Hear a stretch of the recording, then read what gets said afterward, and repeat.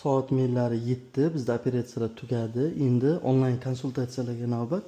Har kuni operatsiyalarimizni tugatgandan keyin men o'tirib, onlayn tushgan murojaatlarga, WhatsAppdan bo'lsin, Telegramdan bo'lsin tushgan murojaatlarga javob beraman va bemorlardan MRT tekshiruvini elektronisini so'rayman. Bu bemorning yon tarafdan tuzilishi, mana yon tarafdan turibdi bemor. Shu bilan birga parallelni joylashgan, demak bemorni MRTsini, demak mana oyoq bilan yotibdi deb hisoblaylik. Pastdan qarab kesma ketganda, misol uchun left chap taraf, right o'ng taraf. Mana bu umurtqamizning diski, bu yerda umurtqa kanali joylashgan. Umurtqa kanalining ichida mana orqa miyamiz nerv joylashgan, nervlari joylashgan. Xuddi shunaqa qilib MRT tekshiruvi bizga kerak. To'liq diskni holatiga baho berishimiz uchun va nervni holatiga baho berishimiz uchun bizga MRT tekshiruvi kerak bo'ladi.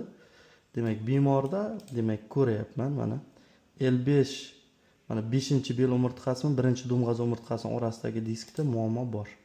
Mana qarang, grija oqib chiqqan, ko'ryapsizlar? Mana bu chap tarafda turgan. Bu grija, mana bu ko'rib turganlaringiz. Mana bu narsa grija.